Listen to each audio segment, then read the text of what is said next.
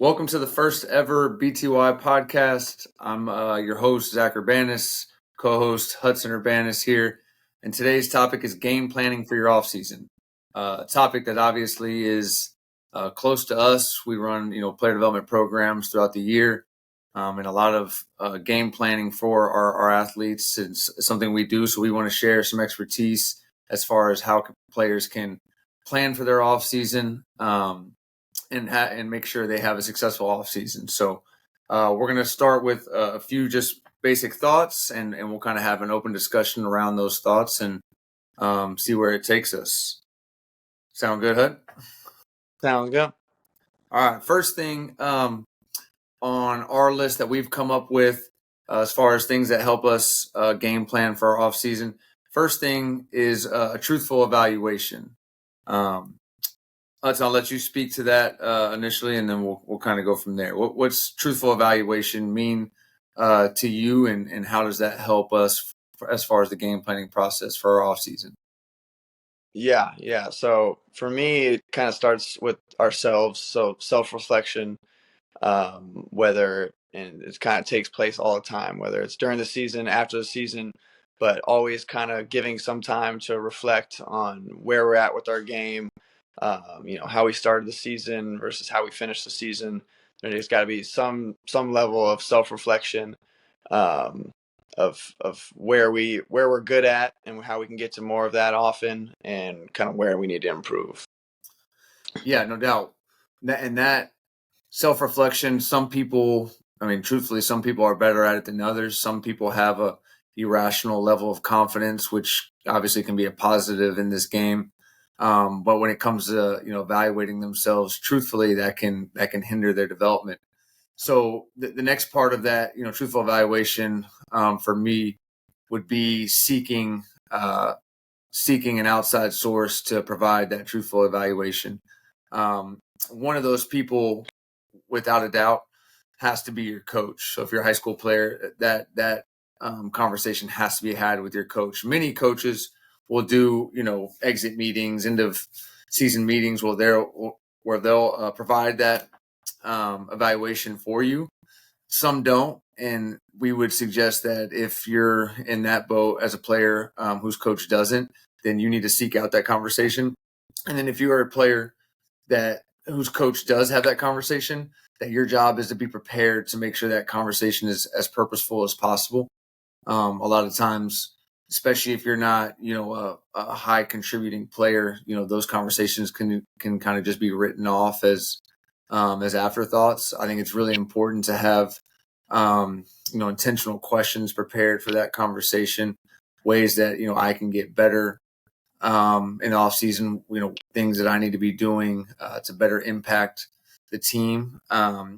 Ultimately that person, that coach, is going to provide us the best possible feedback because, they control our minutes. So that's going to be really important. Anybody else you think needs to be involved in kind of that truthful evaluation process? I think like you said, like the person who directly controls your minutes is going to be the most important one. If you have someone else in your corner that is going to give you truthful evaluation, that's going to give it to you straight, that's going to give you a clear-cut answer, then I would turn to them as well. I know not everybody has that. And that knows the game. Yeah. Obviously, you don't want to just be getting random advice from all over the place from people with a lack of experience or lack of knowledge of the game. Then that's not going to be as helpful. We want to get it from people who have been around basketball and that know what they're talking about. Yeah, no doubt. So to summarize, that part, I think we both agree it's important that we seek truth in our evaluation. You and I talk about it a lot. Like, film doesn't lie. So if we can do some film study, whether that's ourselves or with a coach or with that person in our corner that you described, if we can actually sit down and watch ourselves, watch games, watch clips, I think that'll help us evaluate ourselves realistically. I think a lot of people are surprised when they go watch themselves on film. No doubt. The things that they're being told, that they're doing, that they just don't quite feel when they see themselves. They're like, oh wow, I am standing up, too often on the defensive end, or I am stagnant Mhm. offensively, whatever the case may be, the film doesn't lie. So to summarize, seek truth, and that's going to be in the form of film. That's going to be in the form of conversations with the correct people. Having a yes man or a hype man around you to tell you how great you are after the season, is just really going to hinder our development, in our opinion. So, with that, the next step for game planning off season for us, is taking that evaluation and identifying the things that we need to improve on for immediate impact. In other words, these are the things that we need to work on. Any initial thoughts on that topic? Again, the improvements for immediate impact. In other words, the things that we need to work on. Just making those things a priority in our workouts.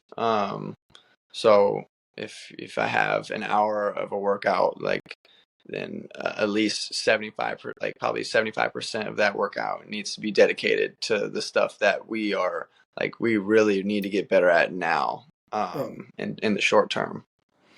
Yeah, no doubt. And even to back up, just to explain this further for parents and players, these are the things that are going to get us, that are going to maximize our playing time now. So, we'll give some examples. So, a great example would be, the forward, maybe you're the biggest guy on your team or one of the biggest guys on the team. So you've been asked to play more of a forward role, but you do have guard skills, or you're trying to add guard skills to your game. But ultimately, like, for you to maximize your playing time in the situation you're in now, your coach has asked you to be an elite screener, to be an elite defender, to be really good around the rim. Maybe they've limited your ability, your opportunities as far as shooting from the perimeter or making perimeter moves. So in that situation, in that scenario, we would say for number 2, we need to make sure we're improving on those things that the coach wants us to be really good at. Too many times when we deal with players, we have players that are working to be good next level players. So we have high school players working to be good college players, and that's kind of their mindset. We have college players working and thinking to be good pro players, and we're going to get to that. That is part of our development, but that can't be the priority. The first priority, before that, has to be being an elite player where you are now. So if I'm a high school player and coach has identified my role for me, my job is to be elite in that role so I can maximize my minutes and hopefully eventually expand my role. But I can't expand my role. I can't worry about getting to the next level if I'm not dominating the things and being elite in the things that I've been asked to be. So it's really important that guy that I described, that forward that's been asked to be a screener, a diver, a finisher, a defender, that player is working on the things that are going to ensure that they're elite at those things and they're maximizing their time now. For sure. Yeah. Just like being dominant, in your role. So, still keeping like a long-term approach, but just get to have like the right balance of it. So you can work on some of those things that, that you are going to help you with at the next level, but it's more important than anything is right now, like, what do I need to be good at in order to bring individual and team success for us. Exactly. Yeah. Your ability to impact winning now is the most important thing. So second thing, to summarize that, it would just be prioritizing, getting better at the things that allow me to provide the immediate impact for my team. Right. And that kind of takes us into the next step, which is exactly what we were talking about, improvements for next level impact. And these would be identified as the things that we want to work on. To go back real quick to the second thing, the immediate impact. A lot of those workouts we'll see when we're working on guys that are with any players that need to be working on the things that provide immediate impact. A lot of the times it's eliminating stuff from their games. It's not as much about adding skills. A lot of times it's, creating more efficiency for that player. It's eliminating bad habits. As far as the next step, improvements for next level impact, the things that we want to work on because we have a vision of who we think we can be as a player at the next level, or if my role expands, I can get more opportunity. I need to be prepared for that moment, which is completely okay. We want players to understand that that's an okay approach as long as it's prioritized the correct way. But yeah, so those things that we want to work on, we just got to make sure, like I said, they're prioritized and again, they're kind of pushing us to the next level. So let's go back to the example of that forward HUD. How would you approach them? So they've prioritized the things that they need to get better at now. A lot of that is eliminating waste, eliminating bad habits, and now with that same person, the things that they want to work on. How would you approach that player? Yeah, if I example for like an hour, I'm giving them 10 to 15 minutes of workout where they can, because again too, it's also like a mental thing. Like if it's just the same thing, super repetitive, like every time I'm working out and I'm only working on the stuff that I have to work on, it can get a bit dry, it can get a bit dull, and that's how we can get a little burnt out. Like you gotta have some fun, something to look forward to in your workouts. So like even if it's not immediately impacting them right now, and it is important because it's going to help in the long term, but also it keeps it fresh and it keeps them excited about working out. So even if it's just 10 minutes, giving them doing some more guard skills or some perimeter shooting, that could make a big difference, not just in their game, but in like their mental, so that they're excited about playing and excited about getting better. No doubt. Yeah, I would think, you and I have been around a lot of players. Like, I think in our experience, we've seen if players are having fun, they're more likely to get better, and they're more likely to get better faster. They're enjoying it. They're going to want to do more of it. They're going to be more engaged in the workouts. And I agree with you, having a balance of kind of, what we need to work on, what we want to work on. And I think there's ways, and we've done it before, I think there's ways where you can kind of mix in the two, right? So like if I have this same player, a forward who needs to work on pick and roll, and they're doing a lot of diving, within those reps of them picking and diving and working on finishes around the paint, like I think it's okay to mix in a couple, pop jumpers, or fake handoffs into drives. Again, like that, that's not taking away from your development of, the things that you really need to improve on to impact winning. It's just kind of adding, some of the things that the player likely wants to improve on. And I think, like you said, it kind of brings a little bit more joy to the workout, brings a challenge to the workout, which is, obviously really important. But yeah, I agree with you. I think the prioritizing is the most important aspect of it. So for the third thing, the things we want to work on, to summarize, we want players and parents to understand like that stuff is important. It should be a part of your offseason game plan. It just needs to be prioritized the right way. That player that we described, if they're spending the majority of their time shooting step back threes and, working on dribble moves into pull up jump shots, then they have not approached their offseason the correct way. If they're doing some of that, if they're doing that, 20% of the time and 80% of the time, they're working on the things that they know they need to be really good at, for their upcoming role, then I would say that's okay, as long as there's a good balance and priority is intact there. Would you agree with that? Yeah, I would. Okay. All right. And last part, we just kind of want to discuss a few things, HUD, about what are the most important elements we feel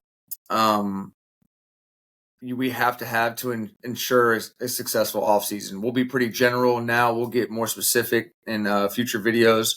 But what are is there any particular elements that just stick out to you right away as far as ensuring that we have a really good off season?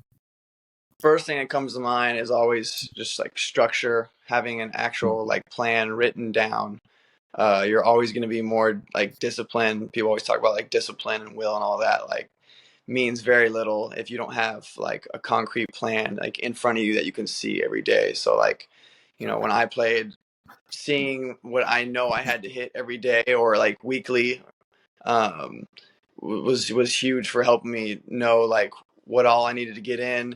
And it's important to is just as important as you see the stuff that you miss out on. So if I only worked out once, but on my schedule for today, I had 3 workouts scheduled, like I'm gonna look back at that and be like, damn, like I didn't get the work that I was supposed to get in today. Like, and it's not to make you like feel bad about yourself, but it is kind of there to help remind you like, hey, these are the standards I had set in order to accomplish this goal at the end of the summer or whenever. And I need to be hitting these markers in order to get those goals. And if I'm not, then I'm not going to get there. No doubt. Yeah. Now, just to follow up on that, I agree 100%. And to add to it is the accountability piece. Like in writing it down, building the schedule provides some accountability, but then, we've challenged players to take that accountability to the next step, whether that's, a partner in this process, whether that's, utilizing a trainer, whether that's a parent or a brother. Like, and we've even done contracts where we lay out this plan, we sign it and say we're committing to it. So now there's no negotiating, right? So now when we're in our summer, we're out of school as a high school player, there's no negotiating to get these things done. You and I are huge advocates for, kids being kids. We don't want them to be machines. We want them to have social lives. We want those players, to make sure they have friends. They're experiencing all the things they need to experience, because we believe those things, are important to the whole person. And they're important as basketball players as well. And those things are possible. I think they become even more possible when, you've created this game plan, you've created this contract with yourselves. So now those things aren't negotiable. So, that it's, I've signed this, I've committed to this schedule, and the social aspect of, what I want to do for my summers, happens after I get my work done or around me getting my work done. Sure, I can meet you at the pool, or, we can, whatever the case is, we can go hang out. We can go play video games. I just know I got, these 2 workouts I got to knock out, and then I'm good the rest of the day. So with, agreeing with you as far as that schedule, and even taking a step further with the accountability piece, it really eliminates the ability to negotiate with yourself. You're committed to it, you knock it out, and then you can do whatever you want after that. So I think that's a really important part. I would say that the next thing, the third thing, and you and I have talked a lot about this, and this is huge, is we have to find ways to put our skills or put our work to the test. And that's not in the form of like going to the local rec and playing pickup necessarily. Sometimes it can be, and it's definitely not in the form of AAU games. That's gonna do put the skills to the test a little bit. But we're talking about having more regular opportunities to try things that I'm working on. Seek failure, and find some success. So one-on-one, 2-on-2, 3-on-3, like we feel like those situations can really bring out the skills that we're trying to develop and help kind of eliminate that gray area, right? The 1-on-0 skill work to the 5-on-5, performing at a high level when it matters most. There's this huge gap, and we feel like that gray area, that 1-on-1, that 2-on-2, 3-on-3, as long as it's intentional and purposeful and it's competitive, we feel like that can be a huge help as far as the transition from skill work to live games. You agree with? For you sure. have any thoughts on that? The big thing about like 1-on-1, 2-on-2, 3-on-3, that's so huge for that is like you can't hide in those scenarios, right? It's like I could play 5-on-5. There's some good pickup that some guys are playing. I would probably argue most of the pickup that guys are playing in the spring or summer probably isn't great. Mm-hmm. Um, but in those games, you could go a whole game and not have to play much individual defense. Right. Get maybe 1-2 shots. Yeah. But when you're in 1-on-1, 2-on-2, 3, you got to defend. Because you got little to no help.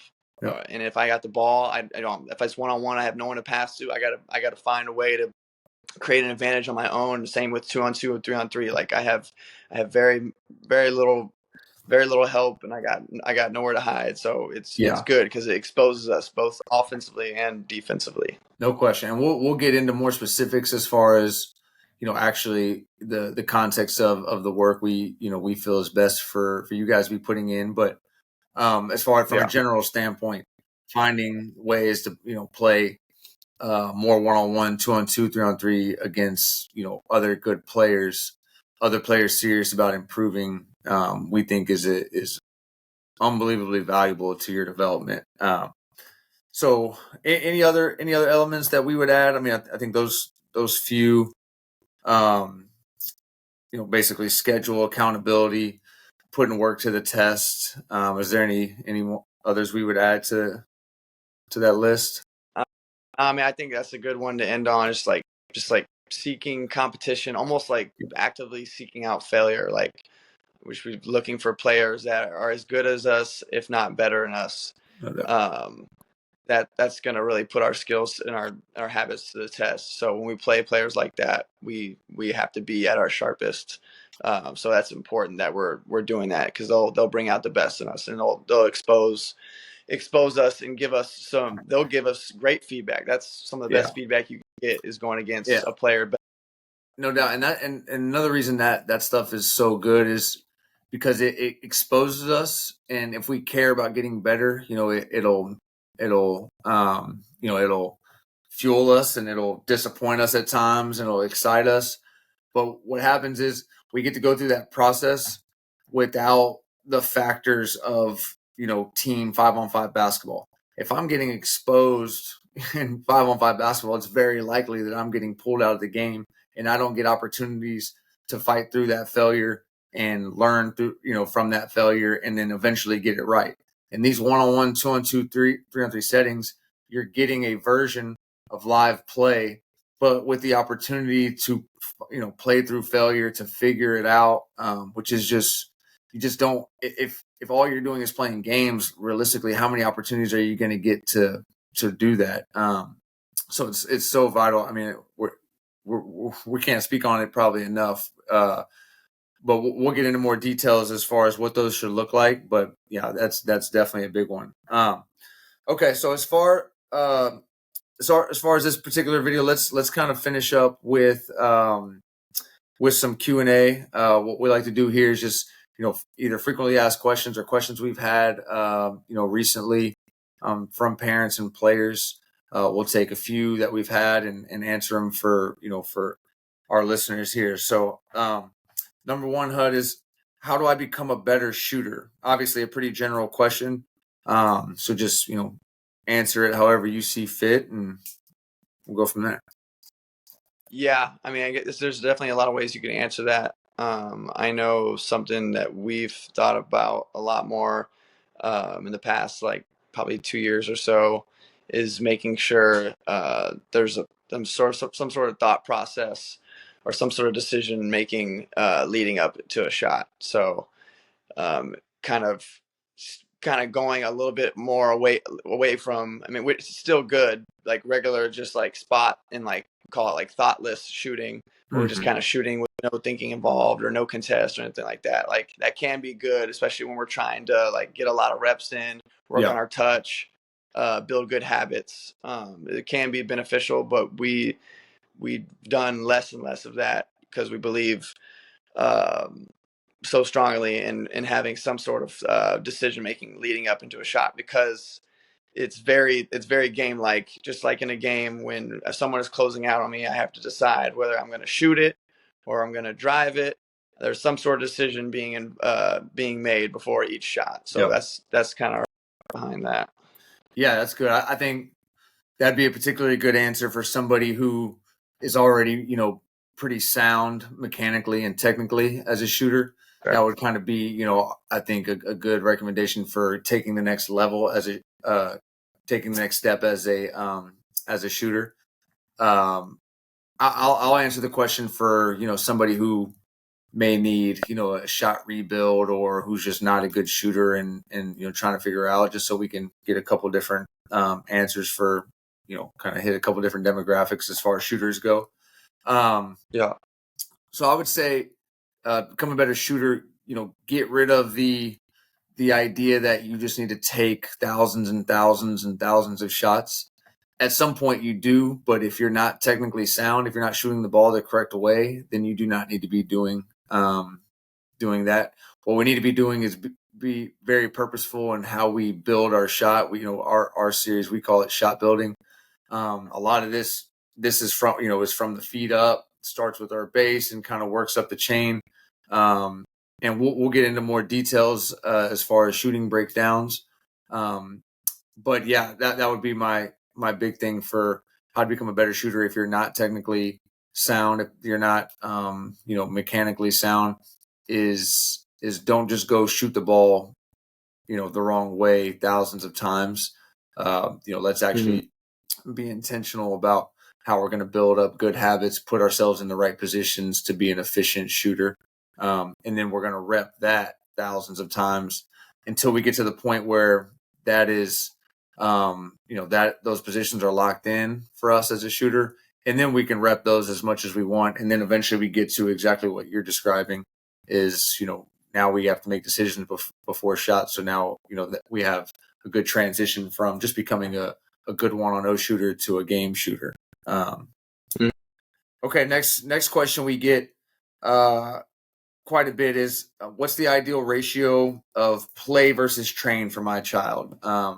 This particular question recently was asked by a high school player. Obviously, they play AAU basketball, they train. They're pretty active as far as basketball goes throughout the year. So what's your thoughts on that for any parents or players that would have the same question? And by play, I'm assuming good question. Yeah, good point. So by play, we're saying games, like actual 5-on-5 officiated games. Everything else, let's put into the training category just for the sake of this conversation. In that case, it would probably be like almost like 80-20, like training in games. Like if we're just talking about 5-on-5 officiated games, then it needs to be far more training. And training for us in particular, looks like it is shooting and ball handling and finishing, all that, but it is live play, but it's more organized, kind of working on specific skills and habits that we kind of want to improve upon. So like we'll not to go into anything too specific, but putting guys in drills where we're forced to work on certain things such as closeouts or handling the ball versus pressure and things like that. Yeah, honestly, if with those kind of stipulations as far as 5-on or play being considered like actual games, I don't disagree with you. I think that's probably right on par. I think the training aspect is important. Now to take it a step further, I would say like that 80%, if it's all just 1-on-0, no bodies, no 1-on-1, no 3-on-3, then that's a huge problem. If it's all with the ball just in your hands, then that's a huge problem. So I would say, like, again, we'll get into more specifics as far as the context of workouts. But yeah, we have to ensure that like we're covering that middle ground, that transition. There needs to be a ton of 1-on-1, ton of 2-on-2, ton of 3-on-3, and it needs to be organized. It needs to be situational. It needs to be working on different actions. Ideally, somebody that's running those workouts, knows the game, knows the nuances, has a good basketball IQ, and that's why like those things are so important. The one on O stuff, we can work on spacing, we can learn from a basketball IQ standpoint, but it's not going to really transition until we get to the 1-on-1, 2-on-2, 3-on-3 stuff. Understanding how to move without the ball, understanding how to play off the catch, understanding how to be, physical drivers, obviously, testing ourselves defensively, the competitive aspect, like those things, we're really going to grow in those areas from that middle ground, that situational live play. So that's got to be a huge component of the offseason. So 80-20, but maybe half, I would say 40% of that, half of 50% of that 80%. So 40% of that, our total summer needs to be that live situational play, 1-on-1, 2-on-2, 3-on-3. I don't think that's too crazy to say. Like we probably need that much of that, especially for high school players. Obviously, that's different for a seasoned college player or a seasoned pro. They probably don't need to be, banging all summer and playing a ton of 1-on-1, 2-on-2, 3-on-3. They need some of it, but it doesn't need to be, as much. For high school players, they need as much as that as they can possibly get. Okay, last one here. What would be the ideal schedule, ideal player development schedule for my high schooler? Yeah, I guess let's just provide like a week. Yeah, let's provide like what do you think a week should look like if they have a AAU tournament that weekend, and then what would a week look like if they didn't have an AAU tournament that weekend? Yeah, with an AAU tournament, I would say probably five days out of the week that you're getting a workout in. Yeah, I'd say, and each of the days, those 5 days, we're getting some sort of shooting workout, or we're getting a lot of reps in, on mostly game-like shots, and then we'll have one workout where we kind of work on our full game. So that's our ball handling, our finishing, and then even some more game shots as well. Yeah. I'm sorry. That was if we have a tournament. An A, yeah. Okay. All right. I'll take the one if we don't have an AAU tournament. Yeah, 100%. So I think there has to be a standalone shooting workout. At 4 to 6 days a week. There has to be. I'm shooting for 45 minutes, or I'm shooting for an hour, and that can be 15 minutes, 20 minutes of shot building, and then it's game shots. If depending on who you are, where you are as a shooter, if you're in a complete shot rebuild, then maybe it's a full hour of building up and progressing into building up your shot, and that's completely fine. But there has to be 4 to 6 standalone shooting workouts a week, and then on top of that, then we have to have those full game workouts, working on the things that are going to happen most often. And for me, those workouts can be different, right? So if Monday we did a shooting session in the morning, in the evening after school, I had a one-on-one with my trainer, or I'm solo doing a skill workout. Then I go through that hour skill workout. But in my opinion, it can't be every day that you have that 1-on-0 or that 1-on-1 with your trainer. That Tuesday, if that's the case, Tuesday it needs to be shooting session in the morning. Tuesday after school, I'm in some sort of group workout where we do some skill stuff, but then there's a huge emphasis on live play. We're doing 1-on-1 situational play, 1-on-1 finishing drills. We're doing 2-on-2 stuff. We're making paint decisions. We're making closeout reads. We're doing all these things. We're doing 3-on-3. Eventually, you are getting to working out of different actions. But those have to be those types of group environments where we're competing with other people. I would think those have to be at least 2 or 3 times a week.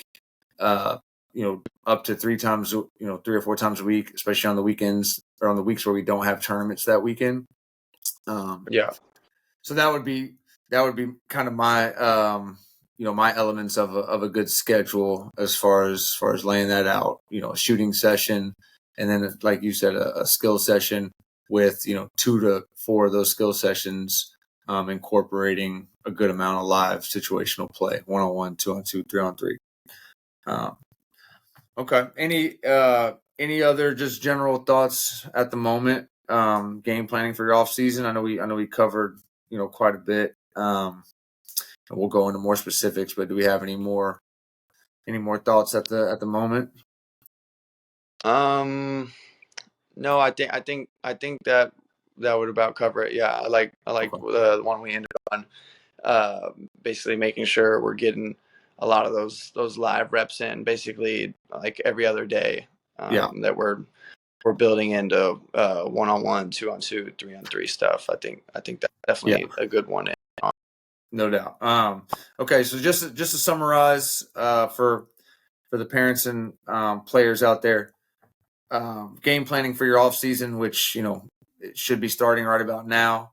Number 1, truthful evaluation. It's important that we seek truth. That's in the form of film. That's in the form of honest feedback by the right people, and that leads us in to identifying what are the things that we need to improve to make an immediate impact.